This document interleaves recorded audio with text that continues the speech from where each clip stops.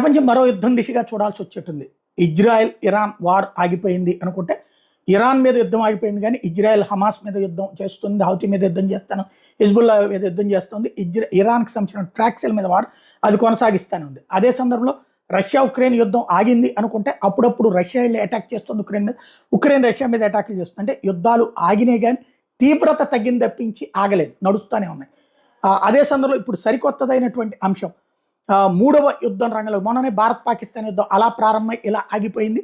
భారత్ జాగ్రత్తగా బాధ్యతాయుతమైనటువంటి పనిచేసిన తీవ్రవాద సంస్థలు లేపేసి ఆ పైన కీలకమైనటువంటి వాటిని ధ్వంసం చేసిన తర్వాతన జరిగిపోయినట్టు. అయితే ఇప్పుడు తైవాన్ తాజాగా తైవాన్ విషయంలో చైనా చేస్తున్న వ్యాఖ్యలతో మరొక భారీ యుద్ధ వాతావరణానికి రంగం సిద్ధమవుతోంది. చైనా వచ్చేటప్పటికి తైవాన్ ఎట్టి పరిస్థితులు దాన్ని ఒక సపరేట్గా ఉంచడానికి వీల్లేదు అంటూ మేము స్వాధీనం చేసుకుంటామని చెప్తూ ఉండటం అన్నటువంటి సంచలనం సృష్టిస్తోంది. China is preparing